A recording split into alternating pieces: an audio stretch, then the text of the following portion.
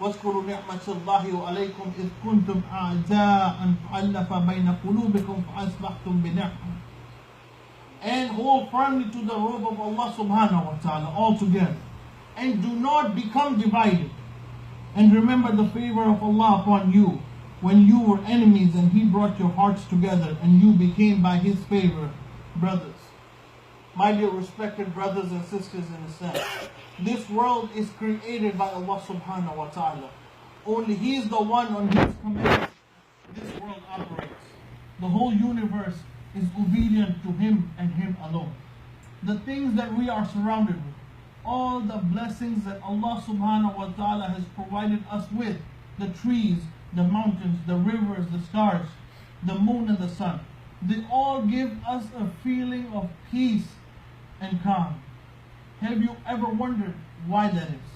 This is because all these things are always obedient to Allah subhanahu wa ta'ala. They do as they are told. Another reason for this feeling of calmness and peace is that all of these things work in harmony with each other. They do not interfere with each other. Every night the stars come out, millions and millions of them. And as dawn appears, they vanish. And as night appears again, they remind us of the glory of Allah subhanahu wa ta'ala. But why is that human beings, for who Allah subhanahu wa ta'ala made all these things, who is Ashraful Makhluqat, the best of creations, Allah subhanahu wa ta'ala gave us the ability to think and feel. How come there is no peace, no tranquility, no calm in the lives of us humans? And the answer is simple. Two things that humans did cause this chaos. One is the disobedience of Allah subhanahu wa ta'ala and His commands. Because only by worshipping Allah subhanahu wa ta'ala we can achieve peace within ourselves and find the calmness that we're always looking for. And secondly, we humans can find tranquility and happiness when we stop interfering in the lives of others and worry about our own lives and how we're spending the time that Allah subhanahu wa ta'ala has given us and made us caretaker of. Islam is a complete way of life. We have two responsibilities in our lives. One is the worshipping of Allah subhanahu wa ta'ala and His commands, which is huququllah. And secondly, the rights of the fellow human beings, which is huququl ibad. When we talk about worshipping in Islam, how we should worship Allah subhanahu wa ta'ala, we usually assume that all worshipping is our salah, our fasting, our zakah, reading the Quran, going to Hajj, the regulatory, the obligatory things that we have to do. Serving humanity, helping humanity, sharing someone's pain, understanding one's sorrows are something we do not consider ibadah.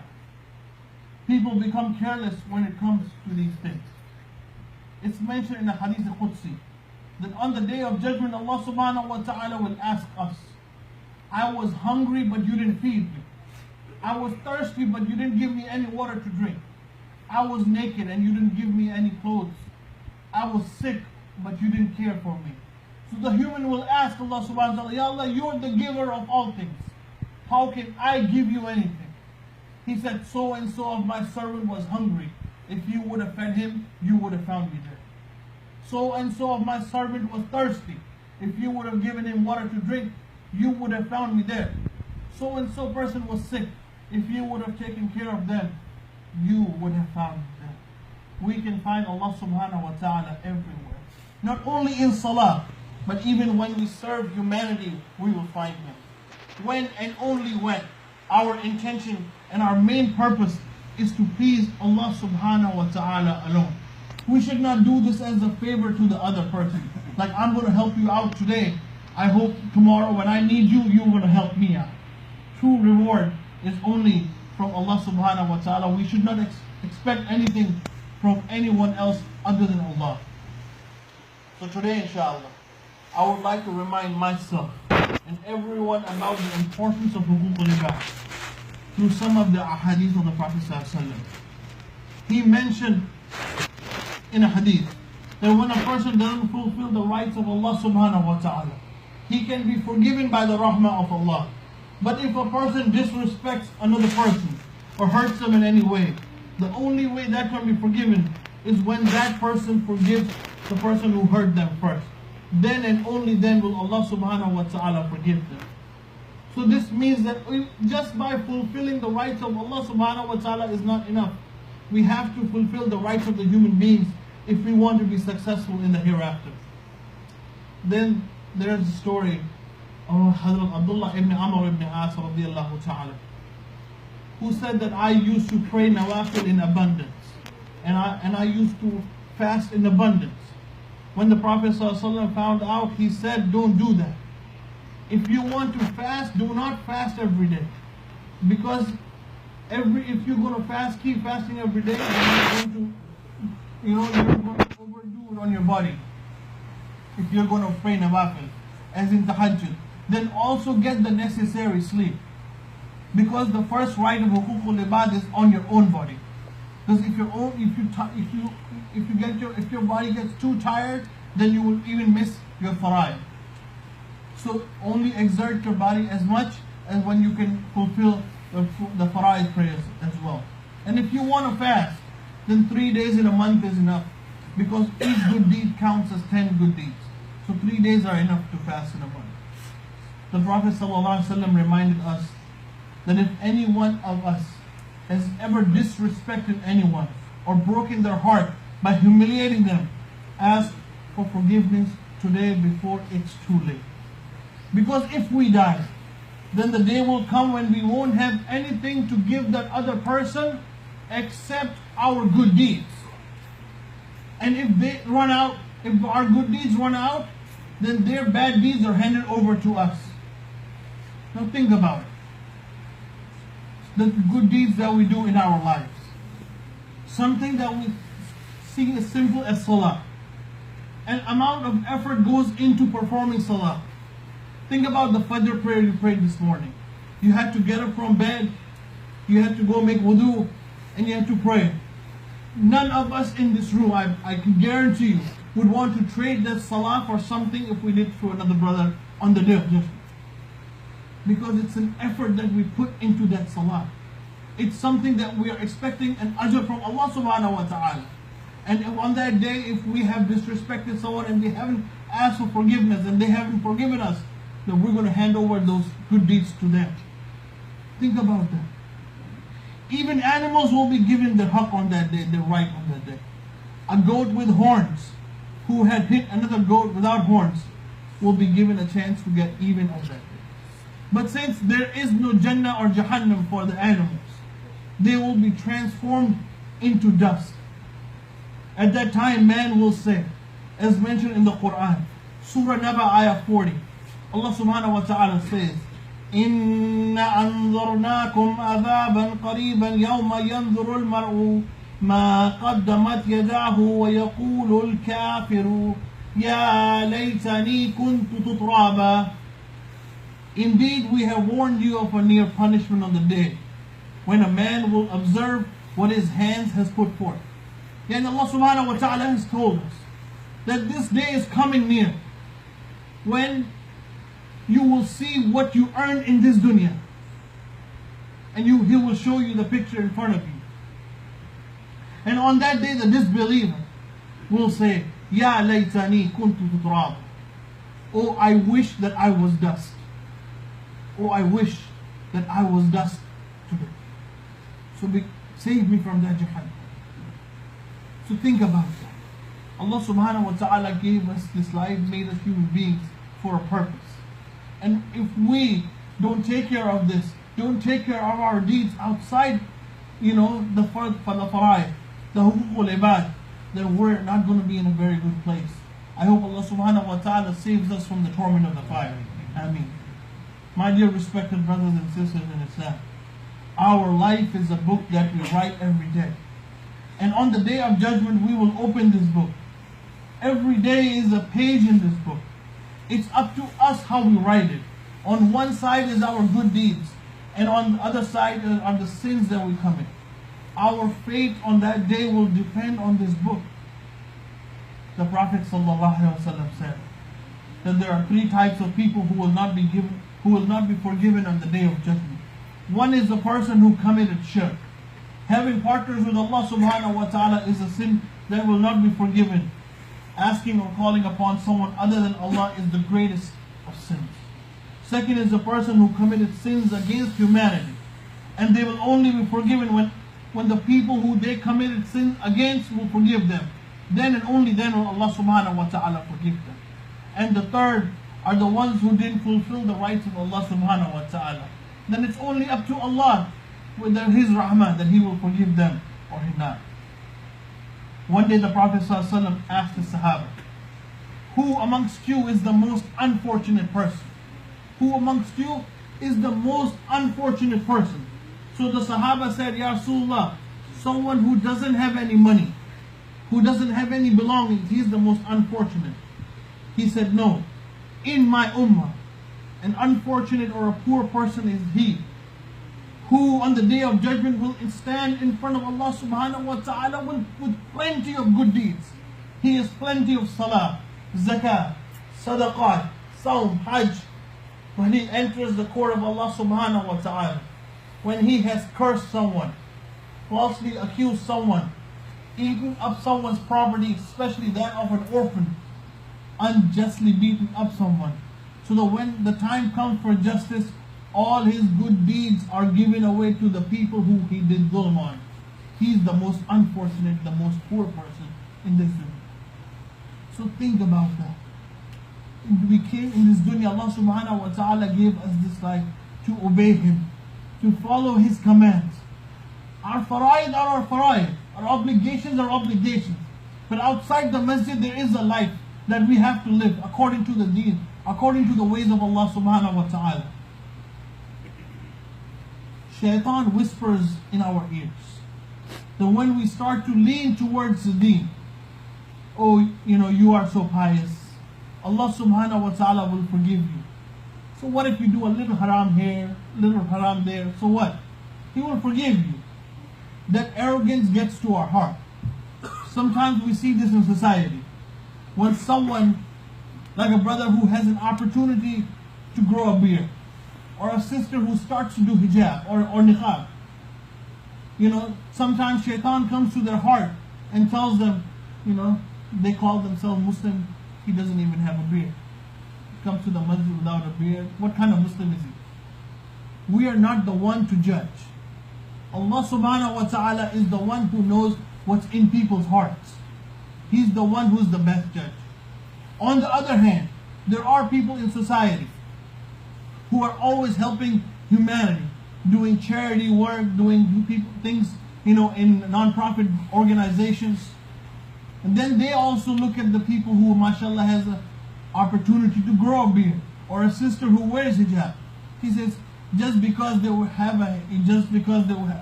hijab or they have a beard, they think they're a better Muslim. I know what they do on their free time.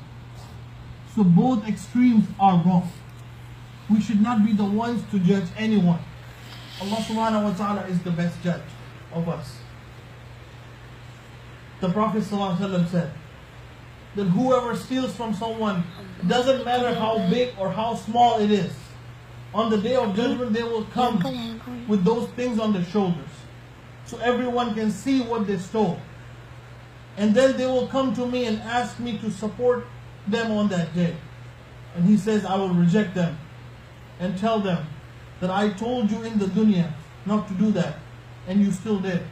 Therefore today don't expect me to support you.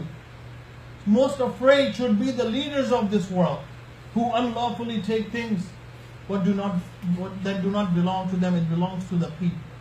And forget the leaders, there are people in society, if we are in positions like in organizations, we are still held responsible for those things. When a person dies, 3 things go with them to the grave. 2 of them come back, and only 1 thing goes with them. Their children and their property comes back. Only the good deeds or bad deeds, whatever deeds they've earned, goes with them. Allah subhanahu wa ta'ala says in Surah Kahf, ayah 46, Al-malu wal-banun, zinatul hayatul dunya, wal-baqiyatu salihatu khayrun inda rabbika thawaban wa khayrun amala. wealth and children are but beautification for this worldly life. They're the zina of this world. The children, the beautiful children Allah subhanahu wa ta'ala has given us. The mal, the wealth Allah subhanahu wa ta'ala has blessed us with is nothing but beautification for this worldly life. But the enduring good deeds are better to your Lord and for reward and better for one's hope. The good deeds that we do are better for our hope in the next world, inshallah. So my dear respected brothers and sisters in Islam, I want us to examine our life and see in what direction is our life headed. We should bring a balance in our lives. Allah subhanahu wa ta'ala gave us this dunya to live and enjoy His blessings. But we should not make this dunya our only goal. Keep strong ties with your relatives, with the kin, brothers, your sisters, your relatives. We have to keep strong ties. Because sometimes those are the people that we end up hurting the most. Because our connection with them is so strong. Because sometimes words are exchanged, things are said, and those relationships are not the same from then on.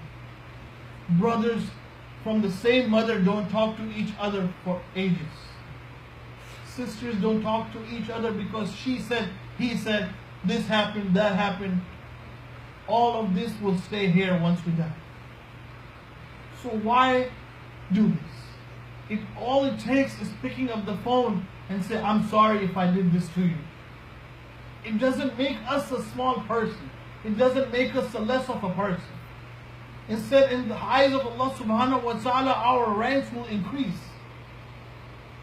And we will even feel better on the inside that I did this to the brother. I know what I did. I know it was wrong.